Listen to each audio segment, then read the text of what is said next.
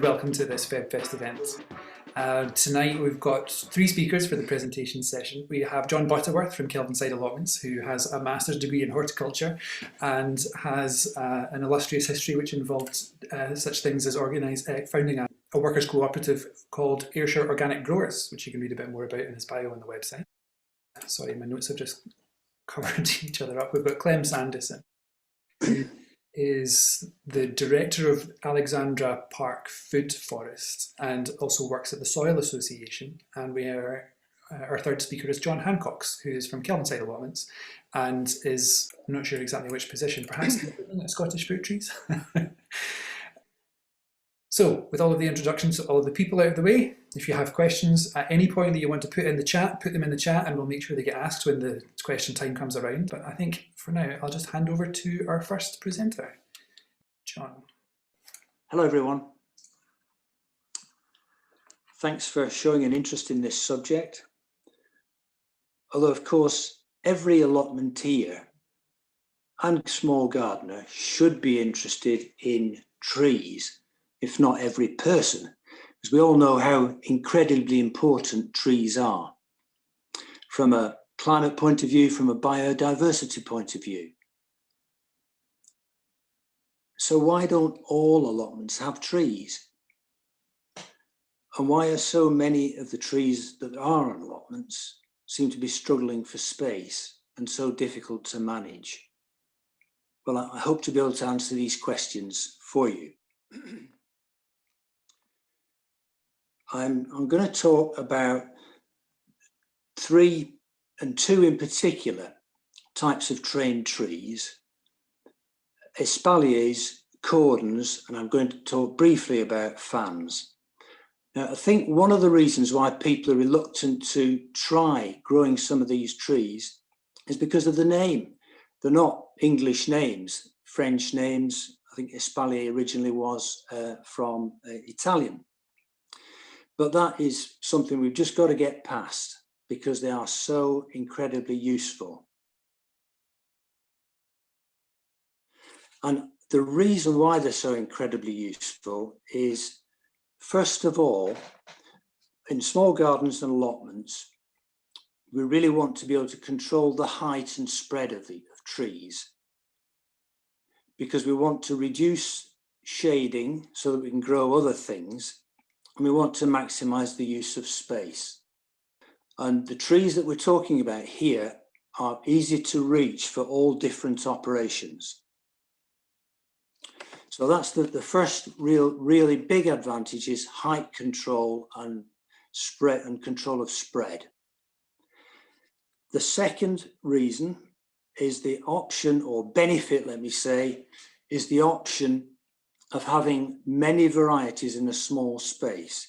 Instead of just having one species and one variety or two varieties, you can have a lot of varieties. That's particularly the case with cordons, which are planted at 2.5 feet apart. So because of that, you can have a spread of season. You can have a range of tastes and so on. So that's another big advantage in a small garden. And the third real advantage of these trained trees is the ease of pruning. There's no doubt that one of the biggest barriers to anyone growing fruit trees is the problems that people feel with regard to pruning. Now, ordinary trees, ordinary shaped trees, if you like, are much more difficult to prune than cordons and espaliers, as I'll explain later. But there is one particular essential requirement which attaches to these trained trees, and that is it's absolutely essential to have a suitable system of wire supports. Now, there's a lot of information available in the Royal Horticultural Society publications. These are an example of espaliers. Now, obviously, we don't have walls on allotments and not very many in small gardens, but this is a very good example of espaliers. Horizontal arms about 18 inches apart, very neat, you can see that how little space in terms of width they take up. Next one, please, Scott. Yeah, and this is an espalier on my allotment, which has been partly picked, Ribston pippin. Still quite a young tree, this, only about 5 years old, just starting to form its final tier up at the top there. Next slide, please, Scott. And these are cordons. This is on the nursery I used to run. You can see how many you can get in a relatively short length of bed. These have actually got angle iron posts, but as I want to show you, there's a much simpler way to do it for a short length. And next one again, please, Scott. Yeah, and here's developing cordons on the allotment, the same system. The trees in front here, you can see a couple of pear trees just on the same system. Okay, next, please, Scott. Right, now, assuming you don't have a wall, you're going to need a post and wire support system. And this is the absolute essential and basic thing that you need to get right. On the Royal Horticultural Society publications, they generally talk about 4-inch straining posts, this post at the end being a straining post, but you can get away with a 3-inch post for a reasonably short length of up to 20 feet, which is quite useful on an allotment or a small garden. It's long enough to do a few cordons or a good espalier. So the system here that's an 8-foot vertical post just knocked in with a proper post driver, and then you can see leaning against it is the strut, which is also a 3x3 post, about 5'6" or 6 feet, with a very simple batten attached to the vertical post. Okay, Scott, next one, please. And this is just showing a bit more detail of how it's actually attached to the end post. Very simple batten. As I say, you could actually chisel out a hole if you want to, but that's a bit more work.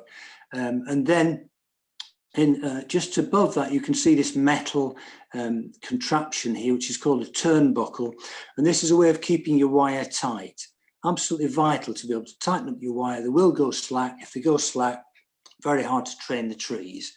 So you need a turnbuckle, or you could have an eye bolt drilled through the post, but some way of tightening the wire as you go along. Okay, next one, please, Scott.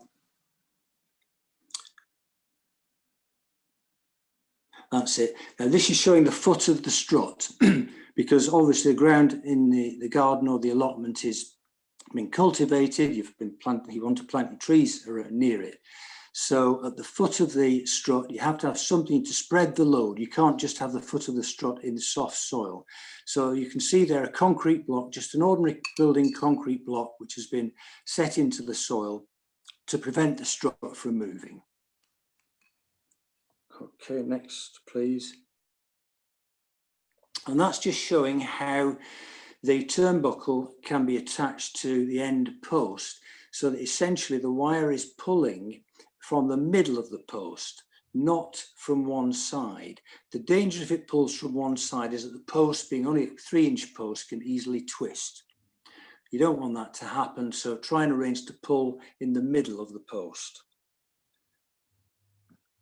Okay, I think I've covered most points on the fencing, but this is absolutely critical that you have a good fence which you can tighten the wires on when you want to. Okay, next, please, Scott. Yeah, we're going to go on to pruning. I'm probably already more than halfway through what I have allowed time-wise, so I don't want to spend too much longer on this, but a subject which confuses many.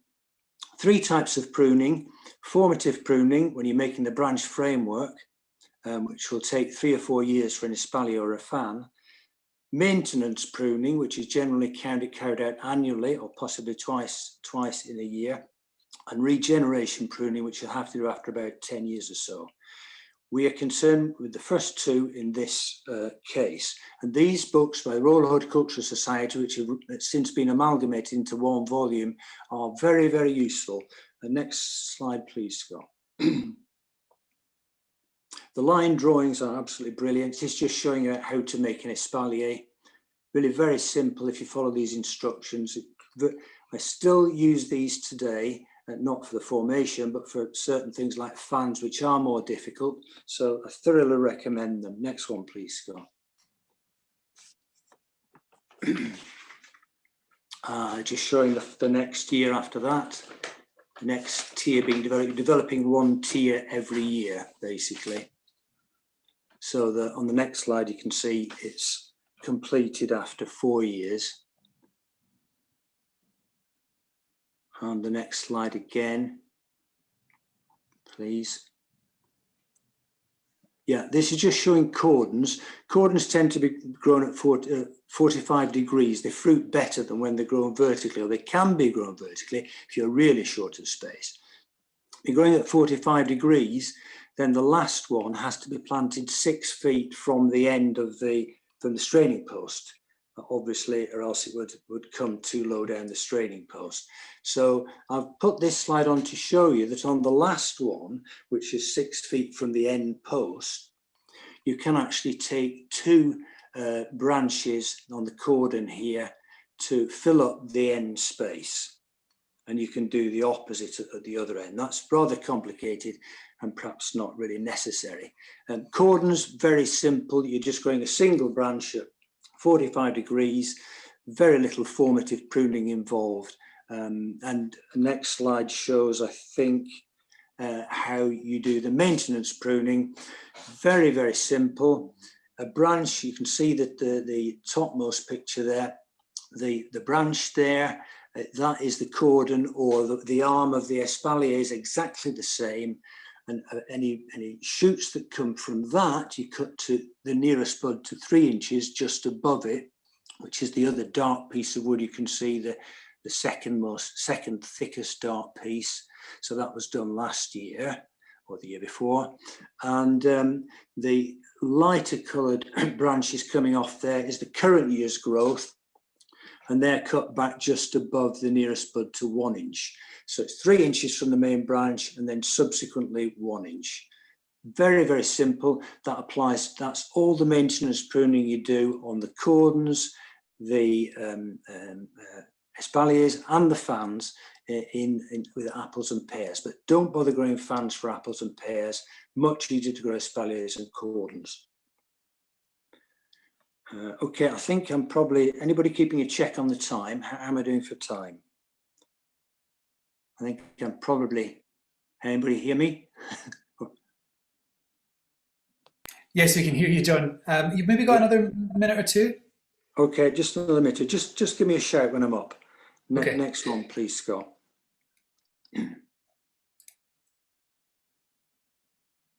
Okay, this is George Cave, a very good early eating apple, actually raised in Essex, but does very well in many parts of Scotland.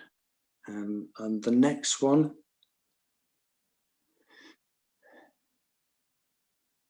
shows Ribston Pippin, which is a wonderful late keeping apple. It's actually produced from Cox's orange pippin crossed with something I can't quite remember what now. But it's much better than Cox. Cox is very disease prone in Scotland, and this is a very forgiving variety, much more tolerant. And can you easily access the other varieties there, Scott? Are they on the other album? Yeah, great. We just whipped through some of these. Beauty of Bath, very early variety, ready in early July, mid-July, say. Quite a good tasting variety, very thin skin, a little bit sharp, but very reliable. Next, please. George Cave again, and a bit more mature, so we can move on from that one. Discovery, you'll probably know this, it's widely grown and rightly so, very forgiving variety. Eating apple, next one please. That's a bit small, isn't it, for most people to be very useful. That's Laxton's Fortune, widely grown in the past in Scotland. Lots of old trees in the Clyde Valley. Very reliable again. It's a bit later. This is well into September when this is ready. And you can miss the next one and go on to the one after that, Scott, please. Yeah, Beauty of Murray, raised probably at the Abbey in Bewley. Very prolific. It probably needs thinning to keep to a decent size. And the next one, please. Very small, too small to be much use, isn't it? Grenadier, great early cooking apple. Doesn't keep very long, but probably the best early cooker. The next one. Stirling Castle, raised near Stirling in the 19th century. Very, very good, well-recognised apple throughout the UK. And the last one is not a very good picture, is it? Monarch, probably the best late-keeping cooking apple. Keep through until March. And I've heard some very reputable people say that it's actually better than Bramley. So highly recommended. And I think I've said enough. I don't want to take up too much time, but I just do so highly recommend these train trees, which are not nearly as difficult as people think they are. One more thing I should just say, pruning, that it's very, very simple, but it must be done every year. In the case of apples in late August, pears early August, it must be done every year. And if you do that, and you have a good support system, which is not nearly as difficult as you might think, then you'll be very well rewarded with these trained trees. Thanks very much, John. That's really, really interesting. As someone who doesn't have any fruit trees on his plot, well, I suppose I'll find all of these presentations interesting tonight because they're all new to me. But yeah, that's great. Thanks a lot. As Chris said earlier, we're going to take the questions for all of the presentations at the end with this one. So park your questions for John just now. If you want to get them out, you stick them in the chat box and we'll get around to them afterwards. But up next we have Clem. Hi. Yeah, just go ahead and share the presentation. We'll fire through it pretty rapid. Got lots of those. So yeah, I'm Clem Sandison. I'm one of the directors at Alexandra Park Food Forest. Just go ahead to the first image. And it's a community green space in Dennistoun. So it's become a community orchard or food forest. It was planted 5 years ago, and it's a space in the park. It's a very sunny, sheltered space surrounded by mature trees. But a very underutilized space, so just cut grass, and there was nothing else there really. And it seemed like a great opportunity to create a high-yielding, abundant haven for the community and for wildlife and for growing fruit and nuts and many other crops. So although this is a bigger site than most people will have with their allotment, there are some principles that I'm going to go through that might be relevant to how you're growing your fruit, in particular, how you can use companion planting. So go ahead, Scott, for the next one.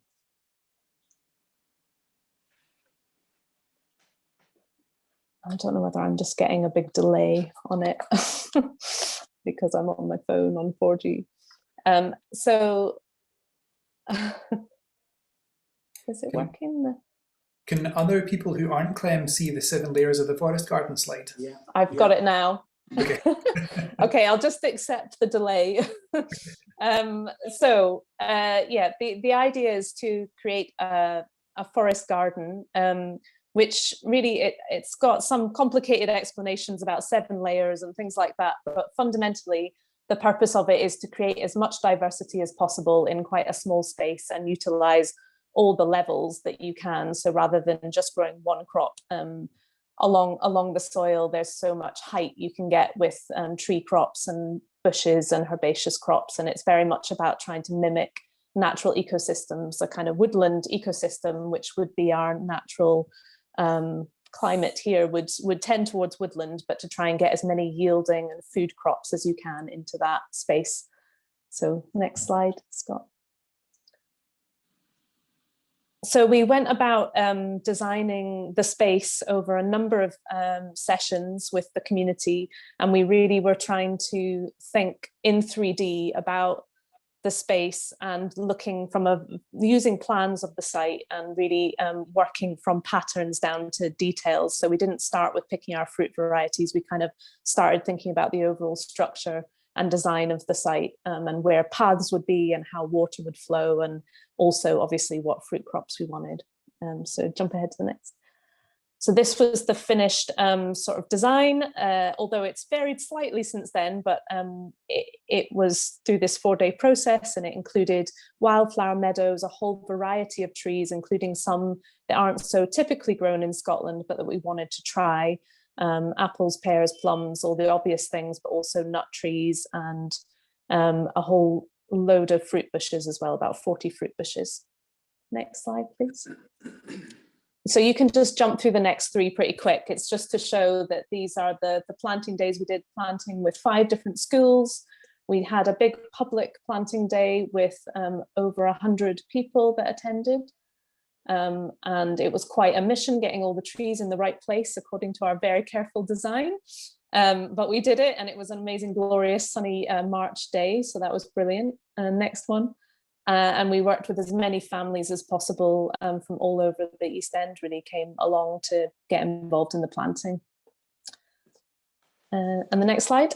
So this is how it looked when it was just the first summer. So again, not really a food forest yet. It was mainly just the trees.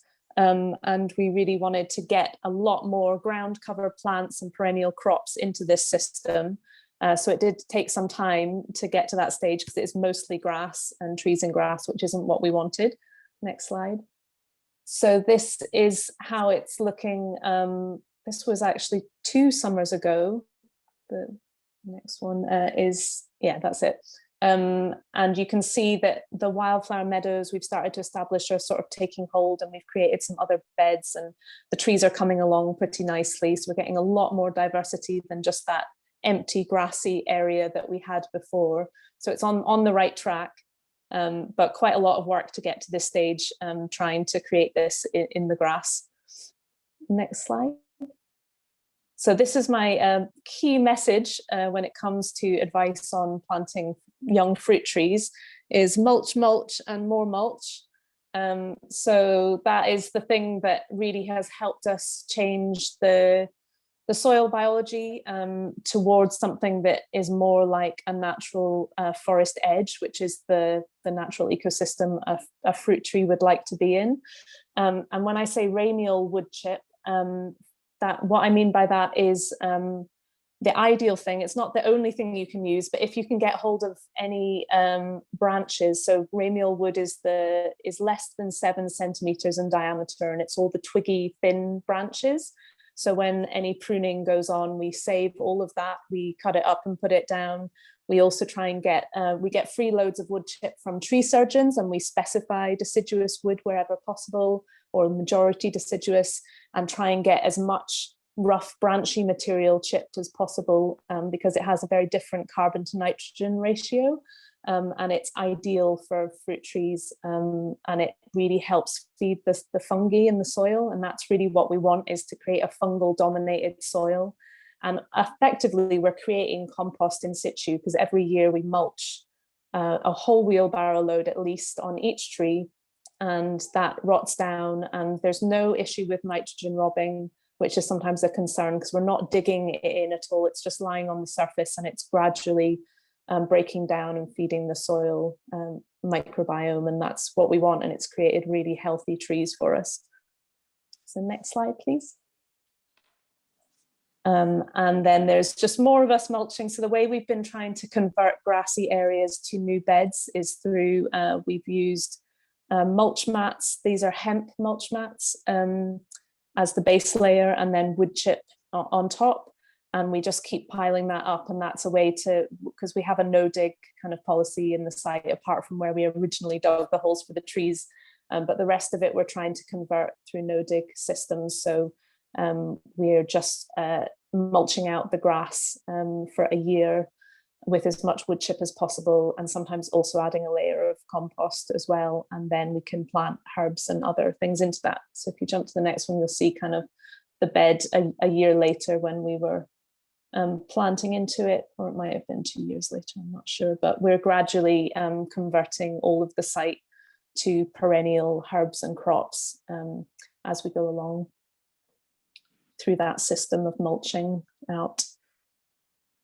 And the next slide, please. So the food forest values, I just wanted to briefly introduce this to sort of say where we're coming from. And these are based on permaculture principles.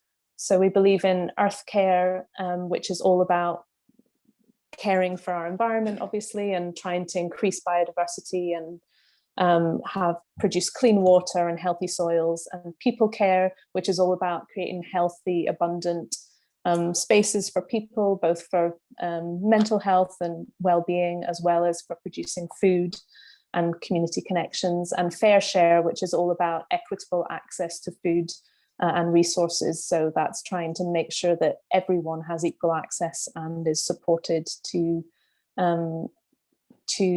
get access to quality food, really, in the city, particularly in the East End. Next slide. So one of the key things we're trying to do is increase biodiversity on the site. And so we started with that. In addition to obviously planting the trees and fruit bushes, we are introducing wildflower meadows throughout the sites. We've done that a lot through plug planting and also seeds to try and create much more diversity. Next. And you can see some of our lovely pollinating insects and bees that are now on the site that never were before. It was just an absolute sea of monoculture grass before this. So we're now seeing a lot more insects, which is brilliant for the trees and for all of wildlife. Next. And then obviously a key thing we're trying to do is produce free organic food for local people. That's a top priority for us in the food forest, hence the name. So we have got some really excellent yields of fruit so far. The only challenge we have is a big education challenge around when to harvest, because that's something that people aren't familiar with, and they see young fruit and they think it's ready in August or July, and it's not.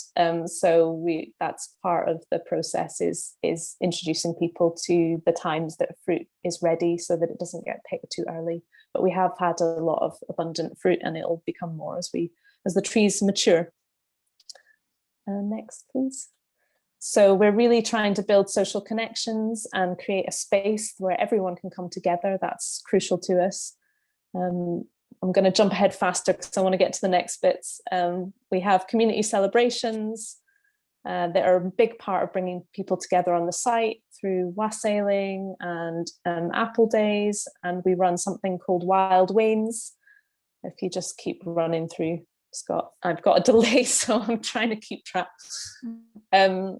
So Wild Wains is an after-school club where kids from all the local primaries get together and can explore the space and build dens and really reconnect with their natural environment.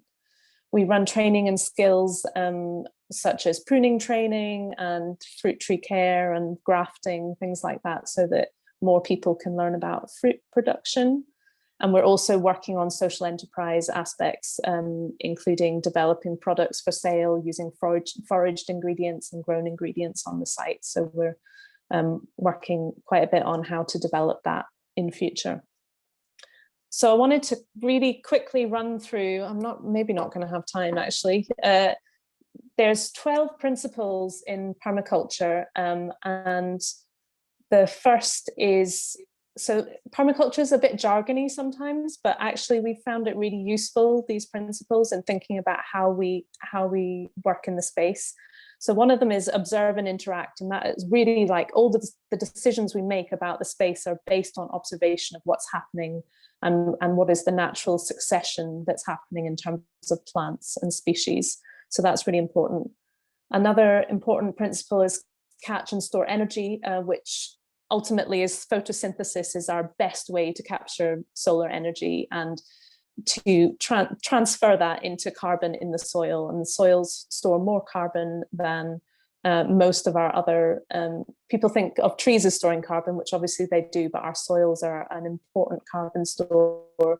And you just have to think about that root system down there, and that is feeding all those microbes with that incredible power of the sun and photosynthesis. So we're really trying to utilize that by having as much living green leafy plant material as possible, feeding the soil microbes. We've got design from patterns to details is another principle that's really important. And in the design of the space, this was about thinking about how water flows in the site and where the sun is orientated and all of those things, rather than just picking what fruit we wanted to grow. We had to think overall of the whole site structure and how people would interact with it as well. So that's us measuring contours before we were planting the trees. Obtain a yield, that's a kind of obvious one. We want to produce food, which is a yield, but other yields could also be biomass in terms of wood fuel or for more mulch material. And we also think about what yields can we get quite quickly. So soft fruit was important to that, as the top fruit will takes a bit longer, but we got a huge number of blackcurrants in our very first season. So that was a quick win for the community. Use and value diversity. Can't say that strongly enough. Diversity is crucial to everything we do, and it's part of one of the things that's at risk along with the climate crisis is biodiversity loss. So we're trying to support all the organisms below and above ground that we can. Produce no waste. Worms are the perfect example of the ultimate recyclers. Creating incredible soil for us. So it's just a symbol of how we want to learn lessons from worms and do what we can to not produce any waste. Apply self-regulation. This is quite a tricky one in terms of the wording, but really all that means is take a whole systems view. So really, rather than trying to control or stop certain pests or anything like that, we see everything as indicative of a problem. If we have a particular issue with a weed or a pest, we see that the whole system is out of balance in some way, and we want to figure out how it can rebalance itself as part of a symbiotic interplay of all these different species, and the soil is a good example of that. Integrate rather than segregate is all about obviously plants being integrated rather than lots of different types of crops all growing in monoculture. But what we also, the reason I put this photo is because we want to integrate people into our food growing spaces and kids, and we don't want to have a separate children's area and then an area for crops. We want everything to be integrated as much as possible and as mobile and adaptable to different situations as possible, which is why we use all the loose play parts for kids in different areas of the food forest. Use renewable resources, another really great one. We don't have any power or much on site, so as well as using the sunlight energy as much as possible, we cook on a fire whenever we can, using wood as a renewable resource, and do a lot of cooking outdoors with people. Use small and slow solutions. I think this is an interesting one because it's really about technologies and our choice of technology and how we can use human scale systems. So this is a bike powered apple press, and it's just a way for people to actually physically use the scratter to press their apples or crush up their apples ready for the press. And it's a great piece of kit that Fergus Walker designed. Creatively use and respond to change. So this is partly about being creative with the space and thinking how to respond to people's needs. And in this case, it was about building willow structures for kids to play in. And it was their idea, and they identified this area of the space that we'd originally thought would all be meadow, but they really wanted to create areas where they could hide and play. So this was in response to their desires and their design ideas that we created the willow area, which was also kind of like a crazy igloo in the snow recently. And I think this is the last of the principles, but use edges and value the marginal, which is all about making use of those edges in between different ecosystems, which are actually the most productive. So if you think of a river and and a land base, the most biodiverse areas right on that edge, that margin between those two different ecosystems. And we try and use that in the food forest with the mature trees are kind of like the woodland edge. And then there's a lot we can do on those marginal edges that we can make use of for growing. This is a kind of elder, and we've got cordons and also globe artichokes growing. So I think I've probably run out of time, haven't I, Scott? Yeah, Yeah, if you have more in your slides, then we can always come back to that with the question. Yeah, how about we come back to it? But yeah, I was going to talk about polycultures, plant guilds, and hugel beds, and just some plant varieties that we're trying to integrate into the ground cover level. But if anyone's particularly interested about that, you can ask me about it, and we could maybe look at those last slides. Thank you. Okay. Sorry, lots to fit in. Okay, great. Thanks very much. I'll stop the share here. And our third and let me get rid of that. The third and final speaker tonight is John Hancox. I'm looking around. Yes, John, I can see you. Are you ready to go? I have your slides here. I can show them from this end if you just give me the nod. Yeah.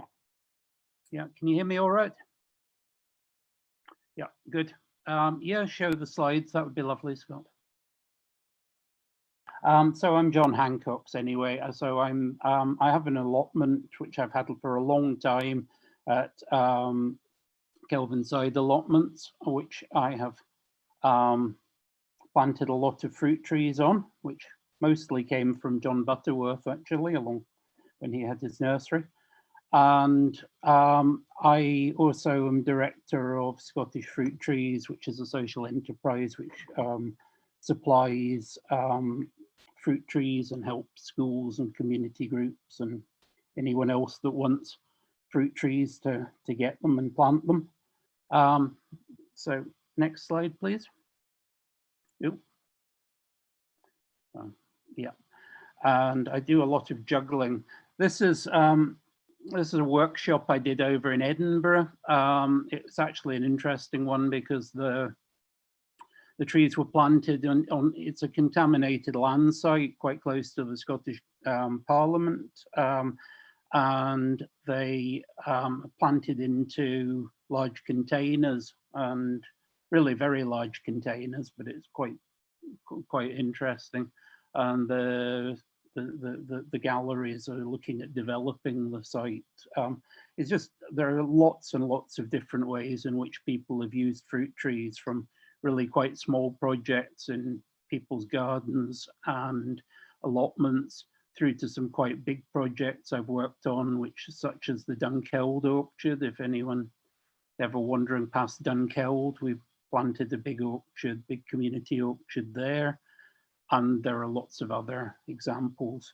And I've also worked on a lot of school orchards. So when we started, which was back in about 2005, the idea of school orchards was quite novel, and now it's very well established. And I think, you know, we've probably through the years either supplied or planted in literally, so probably hundreds of schools and nurseries and so forth.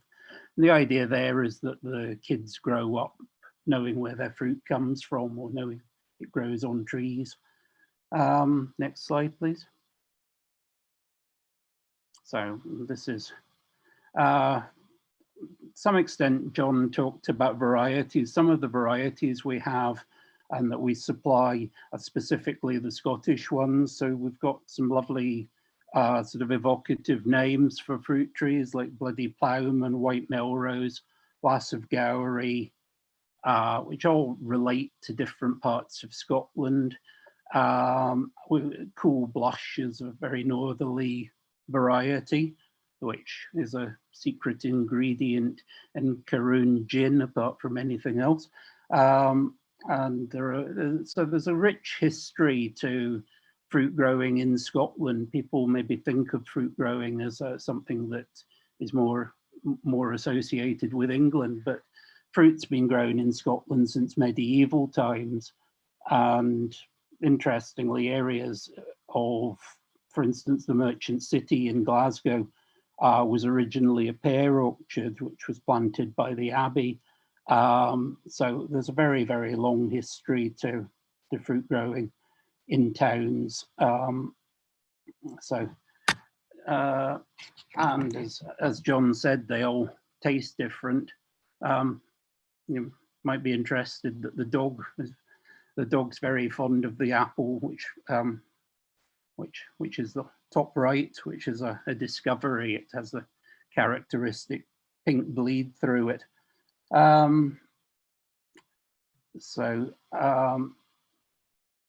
was one other thought which popped up while John was speaking, which I'll mention, which is that when you're doing the pruning, one of the things that's very important to do is to make sure that you clean your tools well before pruning.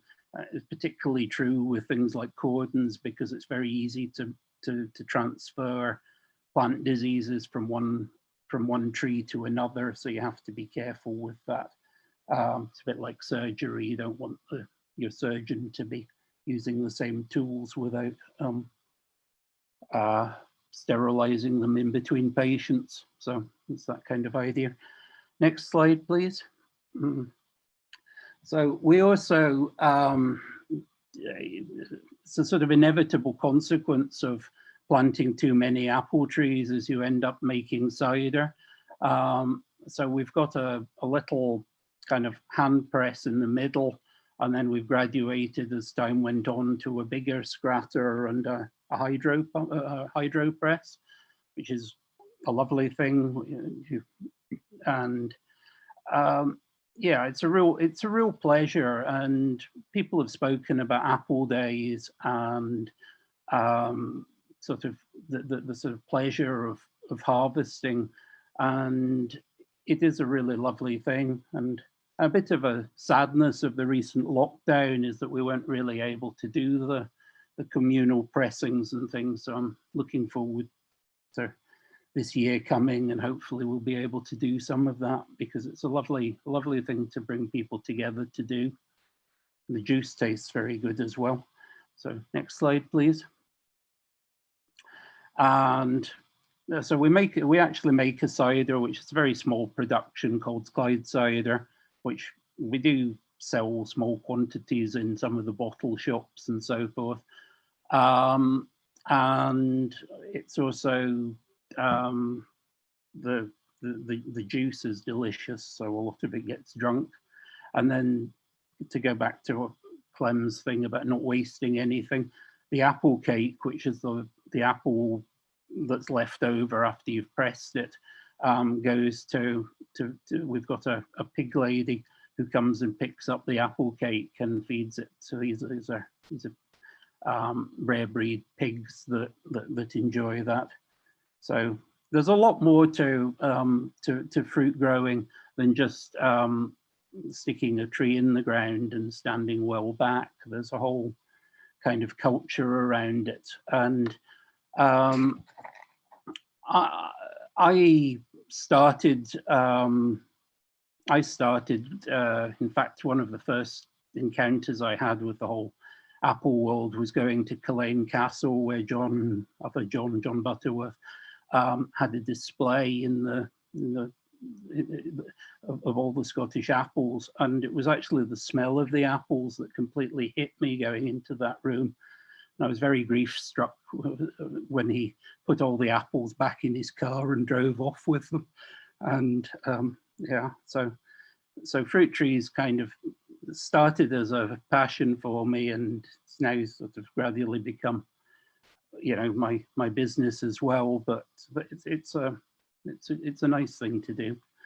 And you know, just to link up again, we've got the COP26 summit coming up in Glasgow in the near future.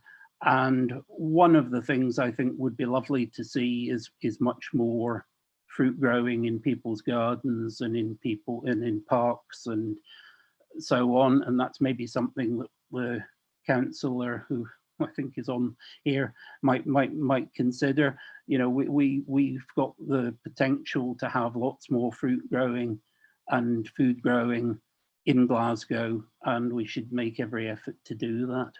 So I'm very happy to take more questions, and also if anyone's looking for trees or looking for more information, there's information on the Scottish Fruit Trees website, so contact me via that. Okay. Great. Well, thanks very much, John. John number 2. Thanks to all 3 of our speakers. It's been really interesting. So I have a question of my own, but I don't want to ask it first. I'll open it to the floor. Does anyone out there in the audience have a question for any of the 3 speakers, or all of them at the same time? You can just unmute yourself and pitch in, or you can raise your virtual hand, or just wave at us, or put your question in the chat box and we'll find it whichever way you want to send it. So it was a question that came up when John Butterworth, when you were talking about your cordons. And just looking at those trees, they all look very delicate compared with the one that my neighbour's got growing and overshadowing my plot. And I was wondering, with the pruning that you do on the branches, does that stop like the trunk of the tree from getting too big, or does there come a point where an espalier tree just needs to be taken out because it's going to overgrow the space? Like, is it like bonsai, just trimming it, keep it that size ultimately? And let me just click on this, and if you could unmute yourself, that'd be great. Yep, that's you. Yeah, I mean, that's an important point, and it does effectively, by pruning in the summer, you are controlling the size of the tree. It's a way of keeping the tree smaller.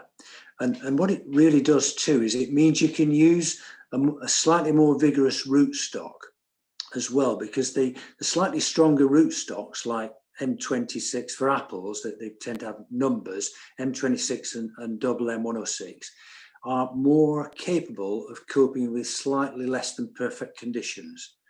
So you can use those rootstocks and you can keep the tree to a very manageable size. The trunk will continue to grow. An older espalier can be anything up to 9 inches diameter in the main stem, but the side branches can be kept to a certain length. And then after about, say, 10 years, the fruiting spurs, as they're called, can get too long. They get to up to a foot long or so, and then they start to interfere with the next tier. And when that happens, you cut them back to 3 inches and the process starts again. Thanks. Clem, you've just unmuted yourself there. Is that because you have... Is that just because you're getting ready for questions? Or No, I saw I was getting ready for the question about meadow flowers. Go for it. I've just built up the chat myself. All right. Who's not seeing it, the question is from Jane Butterworth. What flowers in the meadow? What flowers are in the meadow around the fruit trees? Yeah, so I was wondering if you could get up my slide. Actually, it's the second to last one. It has a list of plants in it, but we have all kinds of things in the meadow. We've got oxeye daisies and yarrow and lots of vetch, and we're trying to integrate a lot more clover for nitrogen fixing. But the other things we're really trying to establish are actually in the mulch area around the trees, like the border between the tree understory and the meadow itself. We're trying to integrate all of these things and grow more and more of them as we go along. So we're not quite there yet, but comfrey is amazing as an accumulator of potassium. So it accumulates that in its leaves. It has really deep tap roots, so it doesn't interfere in any way with the tree, but it's an incredible plant and everyone should have some of it growing under some of their trees. And then there's all these other things as well: self-heal, sheep sorrel. Nasturtium's a common flower, but so amazing for pollinators and a great thing to grow under your trees. Yarrow, as I said, that's a great meadow one. We've got lots of borage. We're trying to get more sweet Sicily, and also that's shade tolerant as the trees grow larger. So it's a brilliant one and really fragrant and delicious. And we've got a lot of mint, which obviously you don't always want to introduce because it's so vigorous, but for us we do because we want it to outcompete the grass.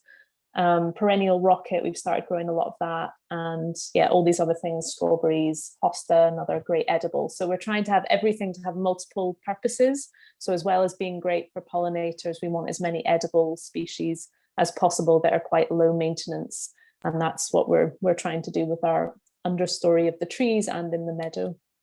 I didn't realise that hosta was edible to anything except the slugs on my plot. Yes, very loved by slugs, that is true, but also edible to humans. And I'll take this down so I can see everyone again.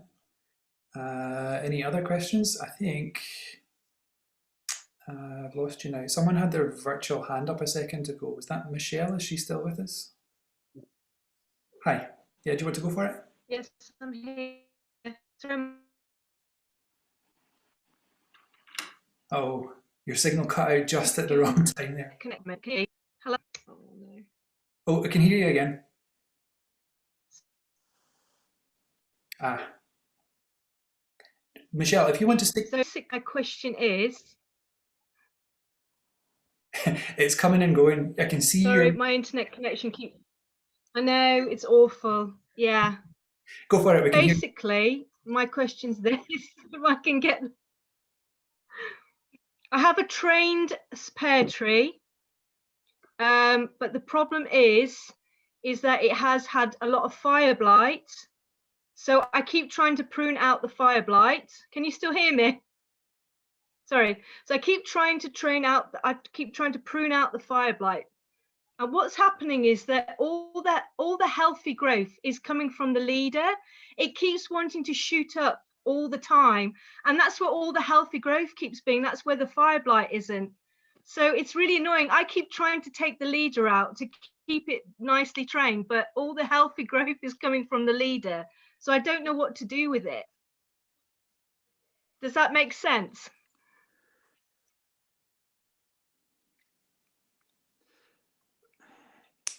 Yes, I mean, fire blight can be a real problem, and it may be that there's no future for the tree. So it's a bacterial disease, particularly affecting pears. And if you just, it's probably going to attack the young growth more. It's more susceptible to that kind of thing. So it may be, from the sound of it, that you are fighting a losing battle with this tree. Right. That you do get to that stage. Okay. Right. Okay. Thank you. I've tried my best. So,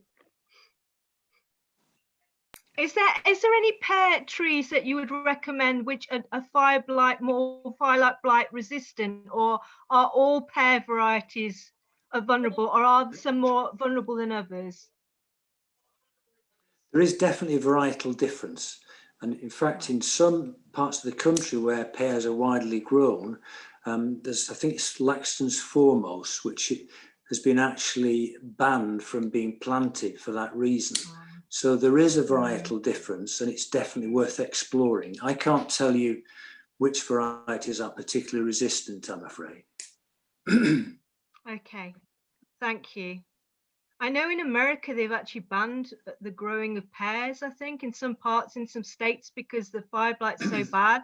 And I think mine's conference, and I think it's supposed to be particularly affected by fire blight. So, okay, thank you. Thanks for that. If there's a ban in the UK next year, we'll know where it started. We'll know.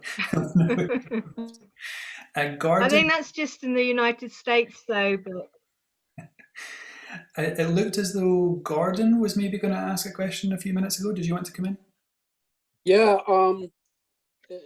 like many allotments, I think there's a height restriction on freestanding fruit trees in our allotment.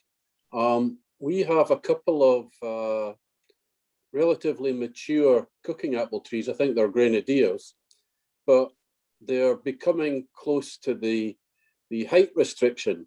Is it okay just to lock them to conform to the height restriction?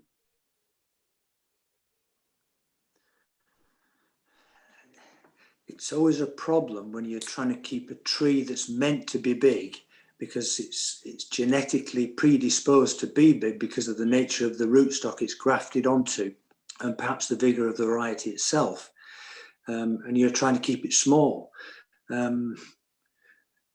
The summer pruning is one answer. Minimize the winter pruning, which tends to encourage growth, and go on to using summer pruning. And you can, in fact, you may have to do some initial winter pruning, But after that, I would try and do more summer pruning.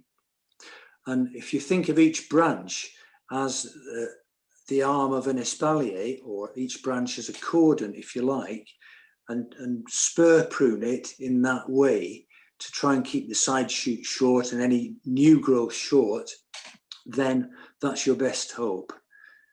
Think about taking out the vertical growth, because vertical growth is always unfruitful, and in the middle of the tree, it's going to predispose the tree to scab and other diseases.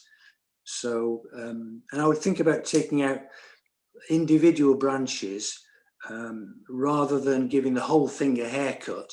It's usually better to think about taking out whole branches, not too many, no more than, you know, a quarter of the tree or a fifth of the tree each year.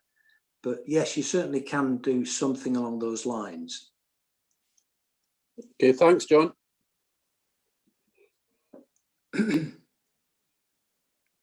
I think, oh, Jenny, you've just unmuted. Yeah, I wanted to ask, you know, what are the best pear varieties, do you think, to grow in Scotland? Does anybody have a view on that?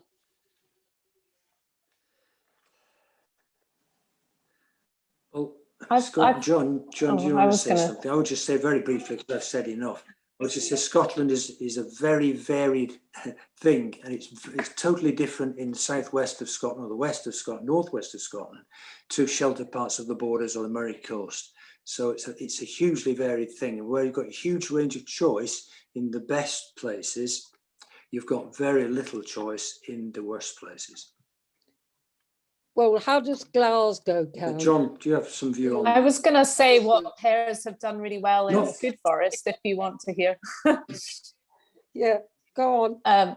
Yeah, no, because we've got quite a wide selection of pears, and they're actually really doing better than some of the apples, and they've been really prolific.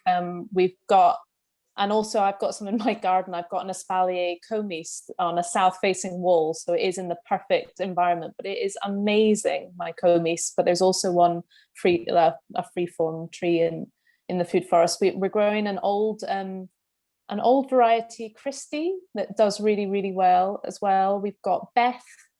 Beth is brilliant. It's been really prolific. Hessel. Yeah, I could actually circulate the list. We've got about 12 pear varieties, and they're not all Scottish heritage, but there's a few that are. But if that would be helpful. Yeah, that would. Yeah. I can't remember the rest off the top of my head. We can make things available on the website for FebFest, the same place where we put the recordings, which is going to be the same place where you find the booking link for this, probably. I'll jump in on pears if I may. So I mean, conference actually doesn't do too badly, although it does have the disadvantage of being conference, which to my mind isn't the most interesting pear.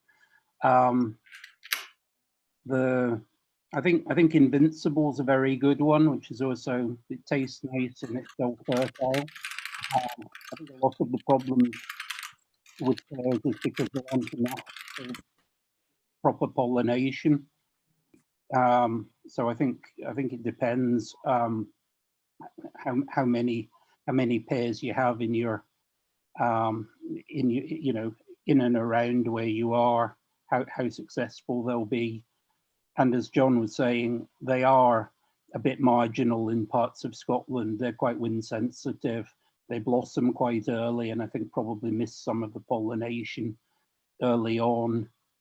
They're not the easiest things, but if you've got a nice south-facing wall or a sun trap somewhere, they are well worth growing. And yeah, they're nice. We budded up a collection of Scottish pears. There's Dr. Halbert, who's in the Castle of Gowrie, collected a lot of old varieties. So we've budded up from his collection, which is just outside Dundee, and some of them are very interesting. And of those, it's pretty rare and unusual, but in fact there are two that are really nice. One is flower of Monoghan, and the other is green pear Riviere, which is which are both nice. Great. Thanks. We've got that one, John. We've got green pear Riviere, and it's one of the ones we got that from you, I think, and it's doing really well. Well, thanks very much. I think it's maybe at 9:10. We're 10 minutes beyond the end of our scheduled finish time, but we did start slightly late, so I think that's probably about the right length of time that we've spent on everything. Thanks very much to all of our speakers, to John and Clem. It's been really interesting. I think we could have done a whole gardener's question time as well on the maintenance of apples and pears, if not for the time limit on this. So it's been great. If anyone wants to watch the recording back, it'll be on the website. And we have more FebFest events running until the 28th, so 6 more days. We finish on Sunday with a music session, which we haven't put the details up for yet, but this has reminded me that we should soon. We need to get the exact details ironed out. But thanks very much all for coming, and enjoy the rest of your evenings.